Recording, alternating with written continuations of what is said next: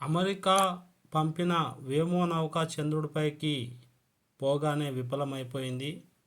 దానికి అనేక కారణాలు ఉన్నట్లు తెలుస్తుంది. ఈ వ్యోమనౌకను అమెరికా పంపడం మనకు చాలా బాధాకరంగా ఉంది. ఈ విధంగా విఫలం కావడం కూడా మరి నుంచి దాదాపు 50 ఏళ్ల తర్వాత చందమామపైకి పంపిన ల్యాండర్ ప్రయోగం.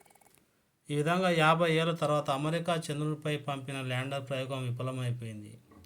అమెరికా చంద్రునిపైకి పంపిన కోల్పోయిన వ్యోమనౌక ఇంధనం లీక్ అయ్యే కారణం వల్ల సూర్యునికి అభిముఖంగా లేని సౌర ఫలకం,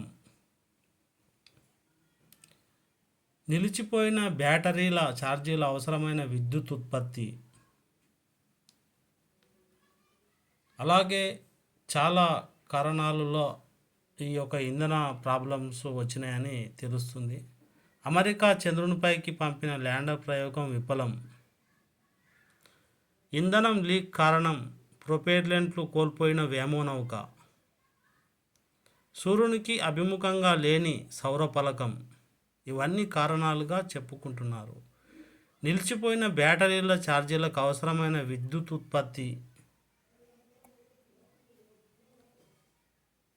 మరి ఈ విఫలాన్ని అమెరికా శాస్త్రవేత్తలు చంద్రుని పైకి పంపిన ల్యాండర్ ప్రయోగం విఫలమైపోయిందంటే ఫెయిల్ అయిపోయింది.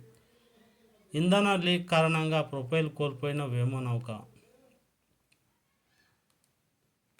ఇది ఆ యొక్క సూర్యునికి అభిముఖంగా ఉంటే సౌర ఫలకాలు విజయం సాధించేదేమో. నిలిచిపోయిన బ్యాటరీలు, ఛార్జీ అవసరమైన విద్యుత్ ఉత్పత్తి సరిగా అందలేకపోవడం వల్ల ఈ యొక్క స్థితి ఏర్పడింది.